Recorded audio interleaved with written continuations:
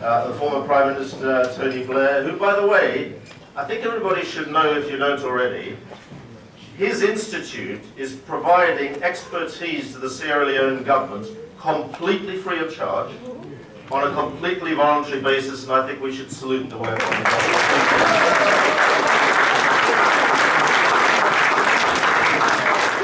Followed by Tony will be the Minister of Foreign Affairs of Sierra Leone, Nabila Tunis. And isn't it fantastic to see women leading in Africa like the Foreign Minister? The two High Commissioners from Sierra Leone and from Britain on the platform as well. So, one other thing I want to mention. The President of your country is, I know, a Manchester United fan. I should confess that I'm a Chelsea fan. The Foreign Minister says that she veers between a number of dodgy teams like Liverpool and so on. And I should point out also a secret that Tony Blair wouldn't have told you. He's a Newcastle United fan. So, welcome.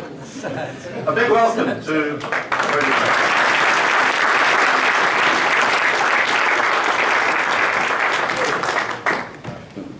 Thanks very much indeed, Peter. I should have you introduce me more often.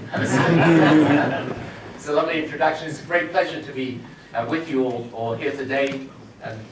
Foreign Minister, Ministers, High Commissioners, Excellencies, other notables, everyone else. What's it they say when you do this in Nigeria? Is it all protocols? Otherwise the introductions go along with the speech. So I've actually had some feedback from the investment forum today, and you know I'd like to begin by saying a special word of thanks to the law firm whose offices we're in today. Herbert Smith Freehills is what is now called. When I was a struggling barrister all those years ago, I used to crave a brief from Herbert Smith. It's like point of grievances. I have never actually got one. But it's probably very wise on their behalf. I think they were briefing my wife as a much better lawyer. But then now Herbert Smith Freehills. But what you, all of you may not know, but you should know, is that they have, since one of their partners came to help us almost a decade ago, they provided a lot of help to Sierra Leone. They obviously are one of the top law firms in the world, and they do this, and it shows actually both their commitment, but I think the other thing which it shows is that Sierra Leone is a country, and the Sierra Leoneans are people who do attract support and affection. And you know, this is also a good thing. And you know, Peter's right that we played our part in trying to deal with the terrible events around the turn of the century.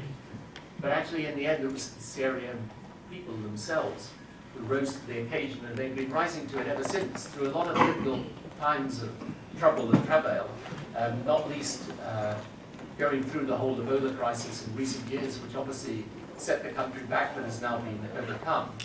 And you know, it's worth just pointing out where the country was and where it's come to now, because one of the most difficult things sometimes when you're in your own country is to take a look from a step back and just see how much progress has been made. And I know from my interactions with the President, he's got a very strong program and agenda today, but the fact that there are democratic elections in Sierra Leone, the changes of government happen in this way, is also a sign of the vibrancy of the country, its civic society, and its democracy. Now, the challenges, of course, are very clear. And any rational assessment of where we are today in Sierra Leone and where we need to be is frank about both the challenges and the opportunities. The challenges are very obvious. There are challenges around infrastructure, education. We need the investment that this conference is about today. Education, healthcare. You know, significant numbers of people are unemployed or underemployed.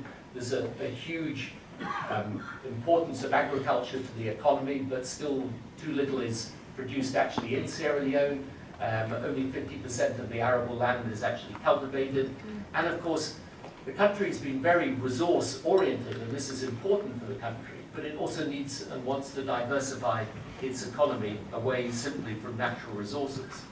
Now, what you've heard today is part of a program that I'm proud that my institute works with the President upon, which is how do we create an environment in which investors will come to the country, feel secure in coming to the country, and tell other people, since the best thing that can help investment in the country is word of mouth from other investors, tell them that their experience is good. And I think one of the things the President and his team have been prepared to do is look honestly at where the shortfalls are. And there are shortfalls and we need to overcome them. The first is obviously how we attract the foreign and direct investment. Now the changes around the investment board I think will be immensely important in this. This is I think one of the critical things. I know this is part of the conversation today. Setting up the board in the right way and getting the right personnel in there is one thing, but then how it operates, the aftercare service for the investors. Knowing if you're an investor that when you come, you've got everyone from the President down actually working to make sure that this is a good experience. This is absolutely vital. And you know what I often say to governments around the world, and we're in roughly now 15 different countries in Africa and countries outside Africa, but I always say to people about attracting investment, actually what you need to do is not that complicated. Doing it, however, is challenging and difficult. But what you need to do is to produce a good and predictable environment for investors to feel confident that they can come and invest for the long term. Because any investment that's going to help the country is not an investment that's going to be there for a year, 2 years. Investors need to feel that confidence for the long term. Also, and this is another thing the President is tackling at the moment, you need to make sure that rules that hold back investment, environmental impact assessment, fees, for example, those things are changed so that it's easier for investors to come. The incentives in the agricultural sector have to be incentives that actually work to attract investment. Corruption is an issue. It has to be dealt with. It always is, but it's the bane of any country's potential for development, because in the end, it's not just that it makes for bad decision making and is wrong. It's also that if you want to attract reputable companies today to come into a country, the rules, frankly, rightly, my government was responsible for introducing some of them, the rules in the West are tough. And they're sufficiently tough to mean that any investor who looks like they want to come in is not going to come in unless they're sure that they can do so in a proper and transparent way. And then there are things that have been, lain in a state of disrepair for a long time that need to be dealt with. How people come into the country, the experience at the airport, the basic infrastructure of the country, making sure that the different critical points of the economy are linked together, the capacity inside government. And then critically, as governments progress and countries do better, critically, education then becomes a major factor in a country's development. Past a certain point, of course you can import human capital into a country, but in the end you want the people in the country both to have the education and the opportunity to make the most of their lives. So when we sit down as an institute and in partnership with the government, when we look at what the needs of Sierra Leone are, I think they're pretty clear. And the hardest thing always in government, I found this when I was Prime Minister myself in Downing Street. When I first came to power, I thought, we won a landslide victory, I was Prime Minister, I was a pretty powerful person, to be honest. And I'm sitting around the cabinet table, and I had the naive belief that if I took a decision, something would happen. It's only over time you realize, no, you take a decision, nothing will happen unless you make it happen. And what the French call the suivi, or the implementation process, is the absolutely critical factor. So the other thing for governments, particularly in the developing world, although it applies actually to any government anywhere, but particularly in the developing world, is prioritization. Because at one level, everything's important. And I can't tell you how many times and how frustrating it is to go to a country and you have this report produced, which is, you know, how the country should be in Vision 2030, or nowadays Vision 2050 occasionally. Yeah, you know, this is basically what they say is, if your country was in an ideal set of circumstances, this is what it would look like. The flaw is that it's not. So, you know, what we try to do with governments is to draw it down into clear priorities that are realizable and measurable and focus on the implementation. And so for these areas now for Sierra Leone, you know, we know what they are around inward investment, around agriculture, infrastructure, and so on. The most important thing for the government will be to make sure that that is then drawn into a set of measures that are core, that are specific, that we can measure, and then driven through, right from the top through to the bottom of the government by a process of implementation. And in doing that, the interactions, the reason why a forum like this is so important today, the interaction with the private sector and the people that do the investing is critical. Again, what I found when I was in government, if you wanted to know what was happening, and I say this with a deep respect for the civil service, but if you want to know what's happening, don't ask the ministries, go out and ask the people who are on the front line. So if you want to know what's happening in your healthcare system, go and talk to the doctors and nurses. Probably they'll tell you. And if you want to know what's happening in your schools, go and visit them, because you'll see what's happening. And likewise with the business community. If you want to know what their experience is, ask them, and they'll tell you. And then the task of government, the challenge of government, is to absorb that information and act on it. And make sure that then, if there are shortfalls in what that experience is, they're turned around. So the good news is, you know, these are Sierra Leone's needs, and the needs are also Sierra Leone's president's priorities. You know, we know what needs to be done. The challenge, as I say, is how to do it. But one final thing that I think is really important is that, in the end, if you look around the world today and see those countries that succeed and those that fail, the countries that succeed will make use of every iota of help they could possibly get from the rest of the world.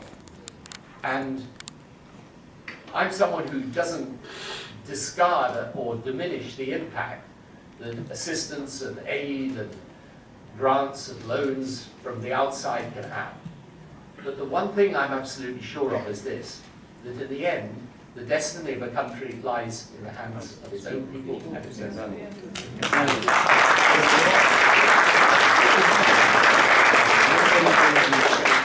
can have and should have and ought to have all the well-meaning and well-intentioned help that you can get from the outside, but it's inside that in the end the decisions have to be taken.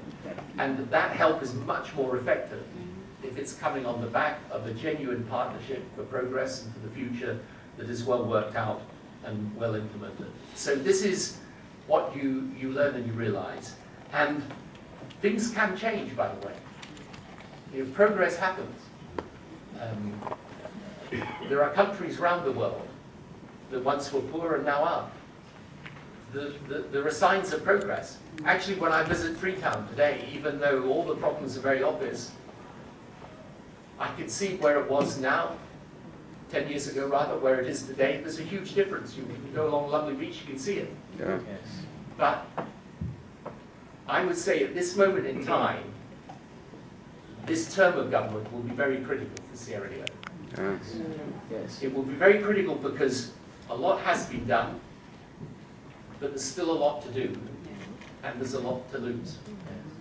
And it would be tragic if we did lose it, because my ambition for the country is that in time to come, elections are fought and won, not on the basis of locale or affiliation with this group or that group, Yes, exactly. but with one simple test, which is who can deliver most to the people. Exactly. Yeah. Now, manifesto.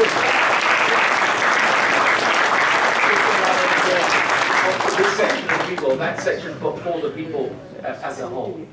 And, you know, our commitment to Sierra Leone will remain, my commitment will remain. As some of you know, the first interaction I ever had with Sierra Leone was in fact through my father, who used to come as a law lecturer in the 1960s to Fuda Bay. And so I heard about Sierra Leone when I was still very young. I never realized I would play a part in its future at that time. But I can assure you of one thing. Over the last 10 years and all the times I've visited and interacted with Sierra Leone, I've never once regretted our commitment or the friendship for Sierra Leone. I believe in the country and I believe in its people. And I hope that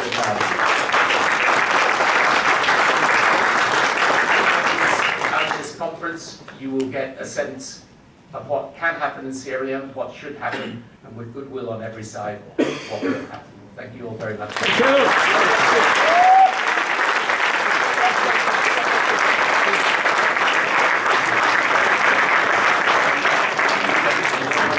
Thank you very much. I'm not sure I'm allowed to say this at this sort of conference, but well, I will anyway. But in a world of Trump and Putin, and Theresa May and Boris Johnson maybe, isn't it nice to have a real leader who speaks the truth?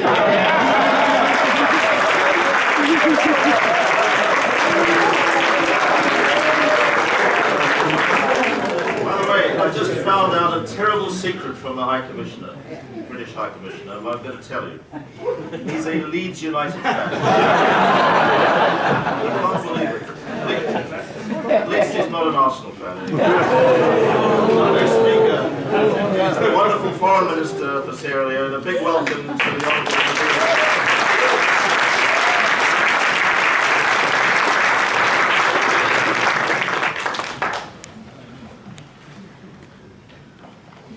Well, we're not going to do the protocols as has been referred to. It's the end of a very wonderful day, and I think everyone's feeling fulfilled. The Right Honourable Tony Blair, the Right Honourable Lord Hayne, High Commissioners Lamina and Warrington, colleague ministers, distinguished ladies and gentlemen, good evening. It is my pleasure to stand before you as Minister of Foreign Affairs to make some brief closing remarks of a very eventful day. I must first of all use this opportunity on behalf of my President, His Excellency, retired Brigadier Julius Maada Bio, thank you all for the frank, dispassionate, and potentially rewarding discussions that we've had here today. I believe strongly that such rich deliberations and the commitments made so far are going to ultimately yield astounding mutual benefits for all interested parties. Let me also use this time to express my profound appreciation to the organizers of this event. I want to assure you that you have etched your names in a special chapter in the rich history of our country.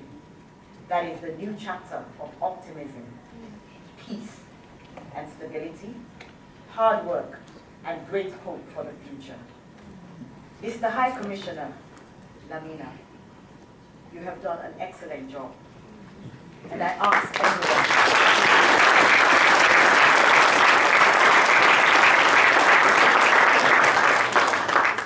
everyone. Distinguished ladies and gentlemen, today we have taken another significant step in our journey of establishing Sierra Leone as a viable destination for credible foreign direct investment.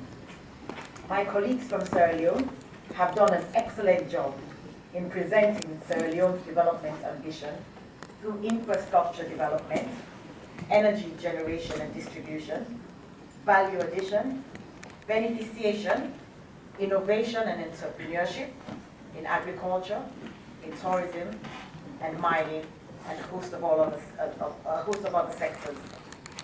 The recurring theme in all of the presentations that I would like our hosts to take away from this meeting is our government's commitment to creating an unfettered space for the private sector to drive the growth and development of our country. His Excellency, retired Brigadier Julius Maada Bio, has ingrained in the consciousness of all executives of his government the idea that the private sector is Sierra Leone's #1 development partner. As a country, we have quickly realized that the dawn of overwhelming reliance on donor aid to support capital projects and drive economic growth is finally upon us. And therefore, we need to reinvent ourselves and grab the unlimited entrepreneurship opportunities around the globe to move Sierra Leone beyond aid. Distinguished ladies and gentlemen, as has been echoed by my colleagues, this is not a one-way street. Every day we work hard as a government and people to ensure that small businesses, as well as multinational companies operating in Sierra Leone, benefit from our development model of open and inclusive economic growth. Currently, testimonies abound to show that businesses in Sierra Leone continue to reap sustainable rewards, even though our economy is at nascent stage. Commonwealth Development Corporation's investment in Mairo Forestry in Sierra Leone is one example of many businesses that benefits the investor as much as it benefits the people of Sierra Leone. Crucially also, by placing education at the heart of our development strides, we have succeeded in constructing a solid foundation for producing an army of highly skilled and innovative Sierra Leoneans who would readily contribute to growth and expansion of potential businesses in the country. We also hope that this will stem migration of young people from Sierra Leone to Europe and other parts of the world. As a country, we strongly recognize that we are pursuing our national development interest within a globalized world where events in one corner affect and influence others in a faraway place. As such, we have reaffirmed our commitment to protecting our environment and the vast global commons that are crucial for the survival of its current generation as well as the future ones.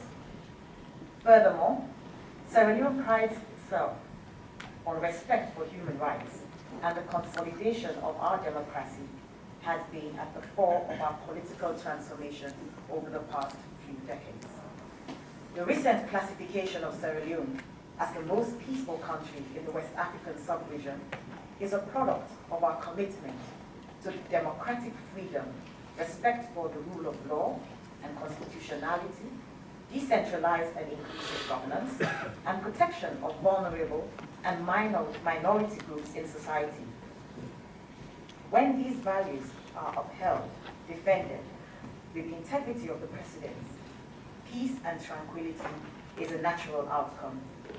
We all know that peace is a fundamental precursor for establishing a favorable business climate.